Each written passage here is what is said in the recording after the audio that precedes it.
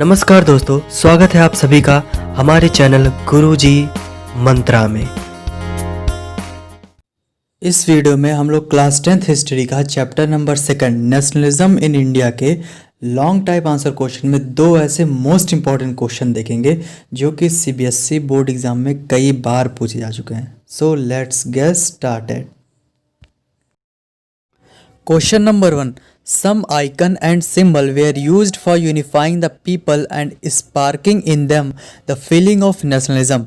Explain। ये हमारा एक इम्पॉर्टेंट क्वेश्चन है और सीबीएसई बोर्ड एग्जाम में कई बार पूछा चुका है कि कुछ ऐसे आइकन्स को बताओ, कुछ ऐसे सिंबल्स को बताओ जो यूज किए जाते थे ताकि लोगों के अंदर नेशनलिज्म की फीलिंग आ सके। तो इसका आंसर है, पहला है the image of Bharat Mata came to be identified with India the motherland. She was first painted by Abhindranath Tagore as an ascetic figure, calm, composed, divine and spiritual.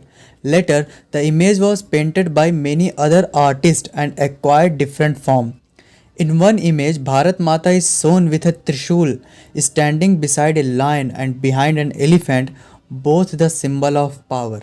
मतलब एक पहला ये जो इम्पोर्टेंट सिंबल है भारत माता, जिसकी वजह से हमारे अंदर एक फीलिंग आती है कि हमें अपने देश के प्रति वफादार रहना है और हमें अपने देश की इज्जत करनी चाहिए। Second, the flag become a symbol of nationalism during the swadeshi movement in Bengal. A tricolour flag was designed with 8 lotus flower representing 8 provinces of British India and crescent moon representing Hindus and Muslims. Gandhi ji designed the Swaraj flag. इस जो answer है इसमें कई ढेर सारे ऐसे point है जो हमारे लिए ऑब्जेक्टिव टाइप क्वेश्चन के में इंपॉर्टेंट है, जैसे कि स्वराज फ्लैग किसने डिज़ाइन किया था, तो वो गांधी जी है। दूसरा जो क्रिसेंट मून था उस फ्लैग में वो किसको रिप्रेजेंट करता था, वो हिंदू और मुस्लिम को रिप्रेजेंट करता था। और जो उसमें लोटस फ्लावर था, कितने लोटस फ्लावर थे, 8 लोटस फ्लावर थे। तो ये कुछ ऐसे पॉइंट है जो हमें हमेशा याद रखने चाहिए। अब अगला क्वेश्चन देखते हैं, question number 2। Nationalism spread when people began to believe that they are all part of same nation, justify the statement. अब ये हमारा मोस्ट इंपॉर्टेंट क्वेश्चन है। आप लोग देख ही सकते हैं कि सीबीएसई 2010, 12, 13, 14, 15, 16, 17 लगातार सालों में सीबीएसई द्वारा पूछा गया है। तो ये हमारा इंपॉर्टेंट क्वेश्चन है और इसका आंसर आप याद कर लीजिए। पहला पॉइंट है United struggle. The most important factor responsible for arousing the sense of nationalism among the Indians was the united struggle against the Britishers. मतलब अगर जो सभी लोग यूनाइट होके ब्रिटिशर्स के खिलाफ स्ट्रगल करेंगे तो एक नेशनलिज्म की फीलिंग आएगी सभी के अंदर। दूसरा है cultural process.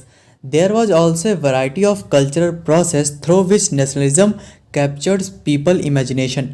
History, fiction, folklore and songs, popular prints and symbols all played a part in making of nationalism. अब थर्ड पॉइंट देख लेते हैं जो कि एक इम्पॉर्टेंट पॉइंट है, भारत माता, जो कि ज़्यादातर क्वेश्चन पे आप लोग देखे हैं इनका नाम आया है। इंस्पायर्ड बाय स्वदेशी movement, Rabindranath Tagore painted his famous image of Bharat माता.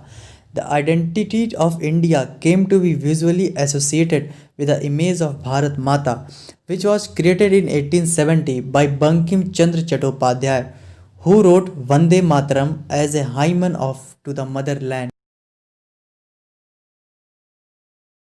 Fourth point है reinterpretation of history.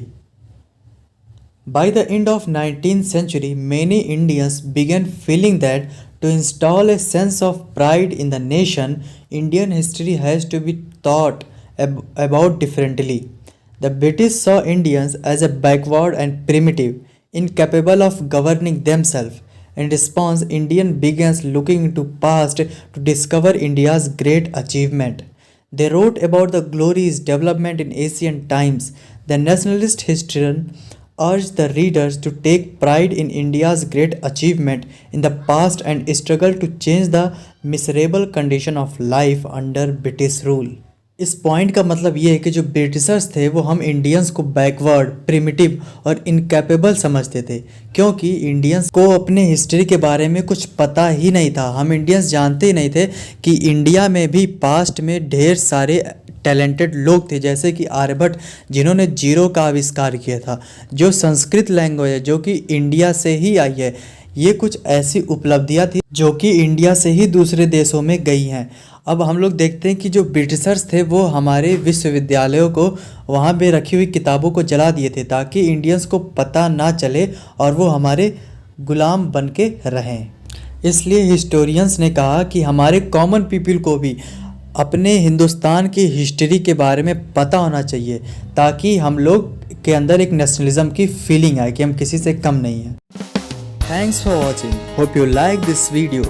Please like, share to your friends and subscribe my YouTube channel Guruji Mantra. And also don't forget to hit the bell icon.